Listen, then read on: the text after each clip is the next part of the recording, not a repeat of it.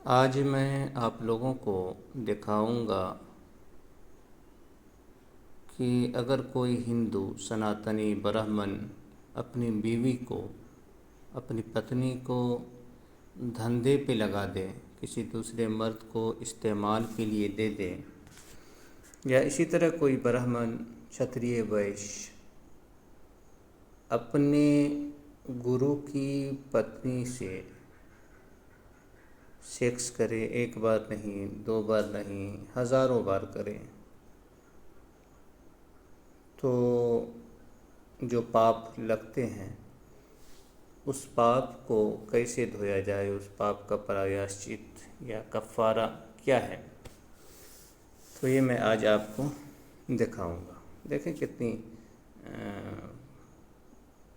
क्या बोलें आपको कि पाप के रास्ते, गुनाहों के रास्ते किस तरह ब्राह्मणों ने खोले हैं। ये जो पुस्तक है इसका नाम है स्कंद पुराण। यहाँ देखें, आपको नज़र आ रहा होगा, ये है वैष्णव खंडम और अध्याय है इसका 12। तो स्कंद पुराण वैष्णव खंड अध्याय 12।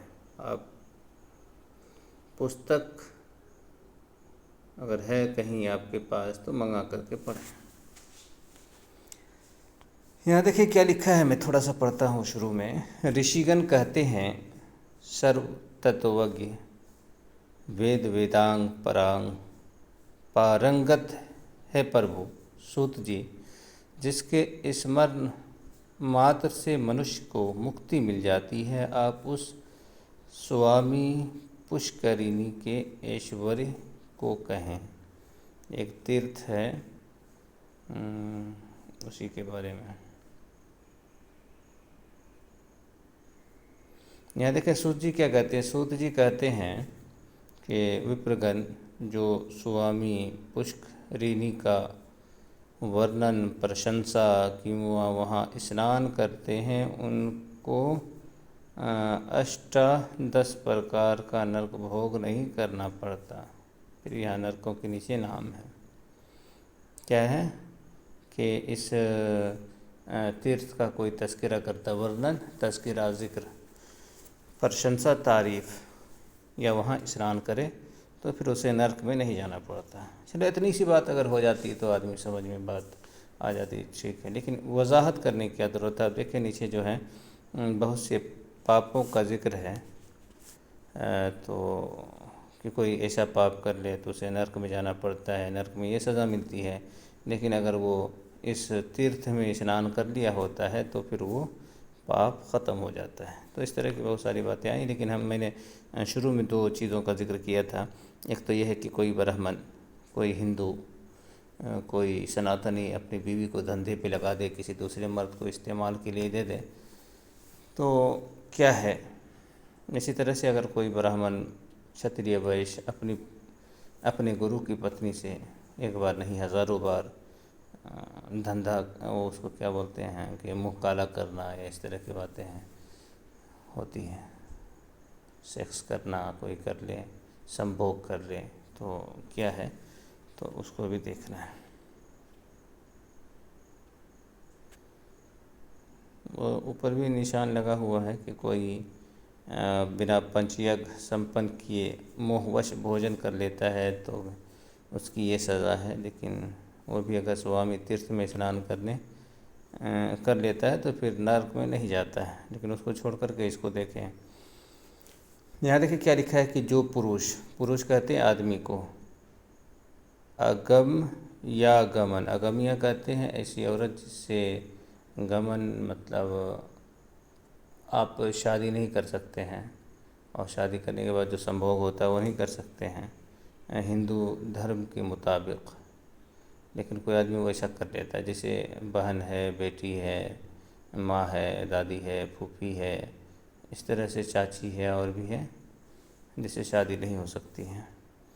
या अगम्य आगमन का है कि जिससे सेक्स ना किया जा सके फिर भी उसे कर सके, यानी अपनी बीवी के अलावा जितनी भी औरतें हैं, पत्नी के साथ तो संभोग होता है, उसके अलावा जितनी भी औरतें हैं उसे संभोग नहीं हो सकता, तो वो हो गया।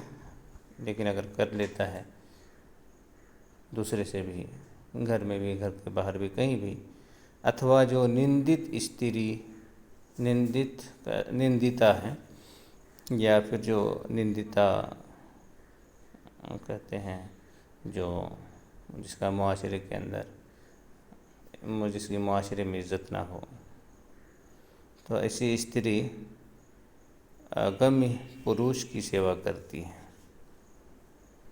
तो ऐसे पुरुष तथा स्त्री दोनों को यथा करामीन लौह की तप्त नारी तथा पुरुष मूर्ति से आलिंगित कराया जाता है। जब तक चंद्र सूर्य की स्थिति है तब तक इनको इसी प्रकार रखा जाता है। यम किंकर इनको सूची नामक नरक में गिराते हैं। ये तो सज़ा हो गया कि कोई मर्द औरत इस तरह के काम करते हैं, या कोई औरत इस तरह के काम करती है तो उसको ये है। लेकिन आगे लिखा है, तथापि यदि ऐसे पापी जीवन काल में स्वामी तीर्थ में स्नान कर लेते हैं तब उनका ऐसा पतन नहीं होता, यानी फिर ऐसा नरक में नहीं जाता। ये तो खैर और भी इस तरह की बहुत सारी बातें हैं, लेकिन हम जो आपको दिखाते हैं वो यहाँ देखें आप। यहाँ देखें एक मसला और देखने की चीज़ और देखते हैं। यहाँ ऊपर लिखा है, हे देवजगण, अनुष्ठान तथा विधि वर्जित होकर जो दाम्भिक यज्ञ में पशुवध करता है, यम किंकर उसके टुकड़े कर कर के वैशास नरक में फेंक देते हैं। लेकिन अगर ये भी स्वामी पुष्करिणी स्नान कर ले तो फिर नरक नहीं भोगता। आप देखें, मनुस्मृति है और भी कई स्मृतियों के अंदर, कई पुराणों के अंदर ये बात आती है कि कोई अगर श्राद्ध के मौके पर या यज्ञ वगैरह के मौके पर पशु नहीं खाता है, पशु वध हुआ है और उसे नहीं खाता है, तो वो नरक में जाएगा। लेकिन यहाँ उससे उल्टी बात आपको देखने को मिली है। लेकिन इसको रहने दें, आगे देखें क्या लिखा है।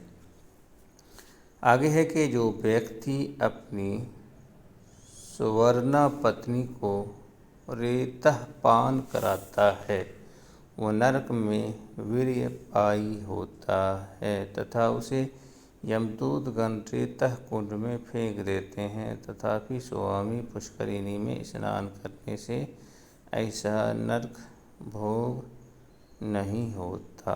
तो अब यहाँ देखें, स्वर्ण कहते हैं, सवर्ण बोलते हैं ऊंची जाति की औरत को सवर्ण। जो व्यक्ति अपनी सवर्ण ऊंची जाति की औरत, सवर्ण कहते हैं गोरी खूबसूरत को भी, सोना को कहते हैं सवर्ण, और ऊंची जाति को भी। ये चीज़ भी आप देखें।